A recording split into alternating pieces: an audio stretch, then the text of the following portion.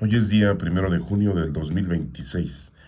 La lectura del día de hoy es de Marcos 12, del 1 al 12. En aquel tiempo Jesús comenzó a hablar en parábolas a los sumos sacerdotes y a los escribas y a los ancianos, y les dijo: Un hombre plantó una viña, la rodeó con una cerca, cavó un lagar, construyó una torre para el vigilante, se la alquiló a unos viñadores y se fue de viaje al extranjero. A su tiempo, les envió a 2 viñadores, un criado, para recoger su parte del fruto de la viña. Ellos se apoderaron de él, lo golpearon y lo devolvieron sin nada. Les envió otro criado, pero ellos lo descalabraron y lo insultaron. Volvió a enviarles a otro y lo mataron. Les envió a otros muchos y lo golpearon y los mataron. Ya solo quedaba por enviar a uno, su hijo querido, y finalmente también se lo envió, pensando: a mi hijo sí lo respetarán. Pero al verlo llegar, aquellos viñadores se dijeron: este es el heredero, vamos a matarlo y la herencia será nuestra. Se apoderaron de él, lo mataron y lo arrojaron su cuerpo fuera de la viña. ¿Qué hará entonces el dueño de la viña? Vendrá y acabará con esos viñadores y dará la viña a otros. ¿Acaso no han leído las Escrituras? La piedra que desecharon los constructores es ahora la piedra angular.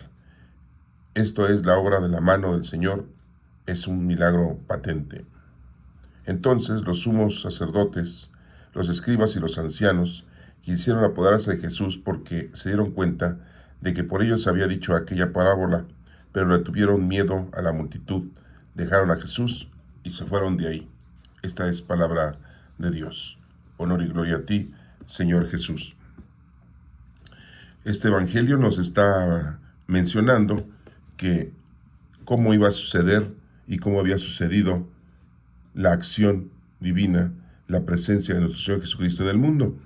Y pues claramente se lo está diciendo a los líderes, al Sanedrín, a los fariseos y a los escribas principalmente. Y de hecho, bueno, pues aquí la lectura nos menciona que al final se dan cuenta de que estaba hablando de ellos. Pero nada más vamos a ir apuntalando cada uno de estos momentos que menciona nuestro Señor Jesucristo con esta parábola, con esta semejanza, para que podamos ir viendo punto por punto de las personas que van presentándose. Dice aquí Marcos 12, del 1 al 12. Dice que en aquel tiempo Jesús comenzó a hablar en parábolas a los sumos sacerdotes, en comparaciones, a los escribas y a los ancianos, a los tres niveles, ¿sí? Es fariseos, escribas y ancianos, ¿sí? A gente que supuestamente es sabia, supuestamente está estudiada, supuestamente tiene conocimiento del Tanaj, lo que nosotros le decimos en el Antiguo Testamento. Un hombre, dice, plantó una viña, la rodeó con una cerca, ¿sí? Cavó un lagar, construyó una torre para el vigilante, se la alquiló a unos viñadores y se fue de viaje al extranjero. ¿Sí? Aquí nos está haciendo la nota de que, bueno, ese hombre, por decirlo así, ¿no? Dios es el creador de todo, ¿sí? Planta la viña, un viñedo, ¿eh? Son uvas, ¿sí? La rodeó con una cerca, nos protege, Dios protege su creación, ¿sí? Cava un lagar, construye una torre para el vigilante, siempre está vigilándonos, ¿sí? Se la alquiló a unos viñadores, o sea, se la rentó, ¿sí? No estaba viviendo ahí, supuestamente el dueño de esa viña, ¿sí? Y se fue de viaje al extranjero, ¿sí? Como diciendo: se las dejo a ustedes, ustedes no son los dueños, ¿sí? Estamos hablando de la acción divina, no somos dueños nosotros, es Dios. Y ahí vemos cómo muy claramente los fariseos, escribas y ancianos se dan cuenta que ellos son los que deben de procurar la viña, deben de atender la viña, deben de producir en la viña. Se las han alquilado a ellos, se las han rentado a ellos, se las han dejado, sí, a su cuidado. A su tiempo les envió a los viñadores un criado para recoger su parte del fruto de la viña. Ahí nos enseña, ¿no?, que manda uno de quizá algún profeta, algún patriarca, ¿sí?, para ver qué ha pasado. Y vemos los hechos que tenemos en el Antiguo Testamento, ¿sí? De Noé, en donde pues avisa al mundo entero, él y Dios mismo, por medio de él, les avisa que va a haber una catástrofe, una inundación, ¿no? Y empieza a hacer el arca con las medidas que Dios le había dicho. Y que iba a morir pues la gente que no se incorporara a realizar o apoyar o con Noé. Vemos que pues nada más entran en el arca sus 3 hijos, Set, Cam y Jafet, con sus 3 mujeres. Ni los familiares de las mujeres aceptaron.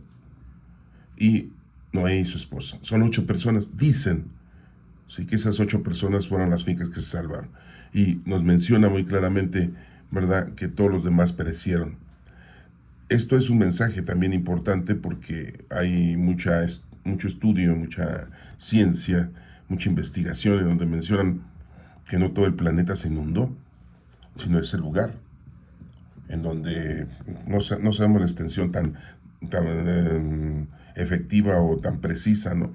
Pero que nada más fue en ese lugar, no fue en todo el planeta Tierra, que hoy lo conocemos.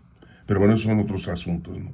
Sí, bueno, les manda uno y no hacen caso. Aquí, como nos dice, ¿no?, un criado para recoger su parte del fruto de la viña. ¿Qué han hecho? ¿Sí? Ellos se apoderaron de él, lo golpearon y lo devolvieron sin nada. Les envió otro criado. Es posible, o sea, no estamos diciendo que exactamente el criado sea Noé, o sea, son ejemplos que les puedo poner, ¿no? Pueden ser los profetas. Acuérdense que tenemos 12 profetas menores y 4 profetas mayores. Isaías el mayor, Jeremías, Ezequiel y Daniel. Y los otros profetas menores que tenemos también, ¿no? Sí, que los golpeaban, los mataban, ¿sí? Ellos se apoderaron de él, lo golpearon y lo devolvieron sin nada. Les envió otro criado, pero ellos lo descalabraron y lo insultaron. Volvió a enviarles otro y lo mataron. ¿Sí? ¿Cómo murió Isaías? Desollado. Estamos hablando de profetas. Les envió otros muchos, y los golpearon y los mataron. Como les digo, son los profetas, ¿no? Podríamos hablar que estamos hablando del profeta Samuel, el profeta Elías, el profeta Eliseo, el profeta Natán, o los 12 profetas menores, Oseas, Joel, Amós, Abdías, Jonás, Miqueas, Nahum, Abacú, Sofonías, Ageo, Zacarías, Malaquías, y todos fueron agredidos por los ancianos, los fariseos y los escribas, los dirigentes del pueblo. Ya solo quedaba por enviar a uno, su hijo querido. Y finalmente también se lo envió pensando, a mi hijo sí lo van a respetar, o sea, el Hijo de Dios. Sí. Pero al verlo llegar, aquellos viñadores se dijeron, este es el heredero, vamos a matarlo y la herencia será nuestra. Acuérdense que mismo Caifás dijo, es mejor que un hombre muera a que toda la nación perezca. Por las negociaciones que tenían con Roma, ellos estaban supuestamente dirigiendo al pueblo, lo mantenían en paz, para que no se levantaran en contra de Roma, ahí en Judea y en Jerusalén, y para que, pues, en este caso, el gobernador Pilato mantuviera una buena vista del César de que estaba controlando bien a ese lugar que era muy inhóspito, ¿sí?, con los hebreos, los judíos, ¿no? Sí, que se levantaban. Había una secta religiosa dentro de los judíos que eran los celotes, que provocaban ante el gobierno romano problemas.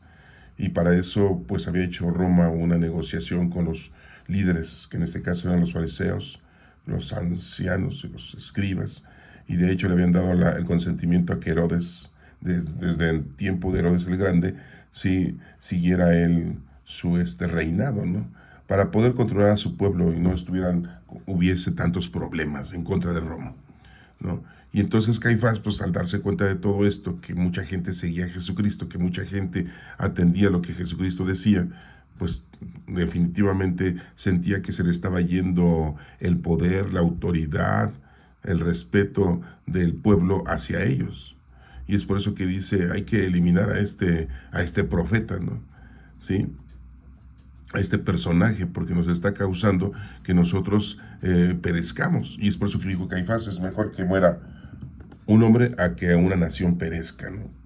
¿sí? Y bueno, pues aquí se cumple lo que está diciendo aquí este mensaje de esta parábola que se nos está explicando. Pero al verlo llegar, aquellos viñadores se dijeron, este es el heredero, vamos a matarlo y la herencia será nuestra. Se apoderaron de él, lo mataron y lo arrojaron su cuerpo fuera de la viña. Así dice la parábola, ¿no? Pero ya sabemos lo que le pasó a nuestro Señor Jesucristo. ¿Sí? Ya lo acabamos de vivir hace pocos meses, ¿verdad? Bien, dice, ¿qué hará entonces el dueño de la viña? Pues va a venir a acabar con esos viñadores y le dará la viña a otros.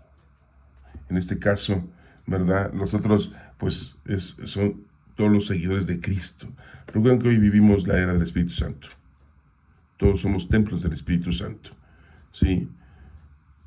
Le dejó la viña con responsabilidad a todos nosotros que tenemos el Espíritu Santo, que somos templos vivos del Espíritu Santo. No está diciendo de una iglesia, no está diciendo de una religión, no está diciendo de una nación, de una raza, no, está hablando de todo aquel que recibe el Espíritu Santo y es templo vivo del Espíritu Santo. ¿Acaso dice aquí, acaso no ha leído las Escrituras? Dice, la piedra que desecharon los constructores es ahora la piedra angular. De ahí empieza todo, con Cristo. Él es la piedra angular, el ángulo perfecto para que dé inicio, sí, la cristiandad. Seguidores de Jesús, del Mesías. Sí, esto es obra de la mano del Señor, es un milagro patente. ¿Sí? Entonces los sumos sacerdotes y los escribas y los ancianos quisieron apoderarse de Jesús, arrestarlo, ¿no? Ahí se iba a cumplir la parábola, como están diciendo, lo agarraron, lo mataron, ¿verdad? Y lo desecharon. Fíjense, pero, porque se dieron cuenta de que estaba hablando de ellos, había dicho aquella parábola, pero le tuvieron miedo a la multitud. Dejaron a Jesús y se fueron de ahí.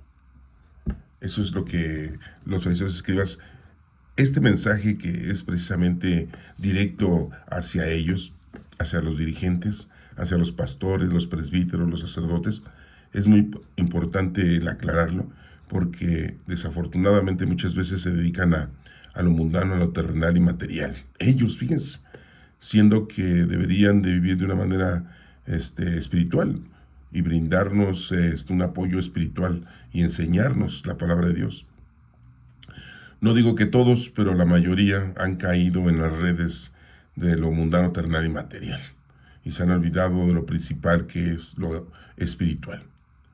Y bueno, también es un mensaje para todos nosotros, para que no vayamos a caer, ¿verdad?, en esa pasión de lo mundano, en esa pasión, sí, del poder, y que hagamos a un lado las cosas que nos orillan, sí, y que nos pierden, sí, en lo espiritual.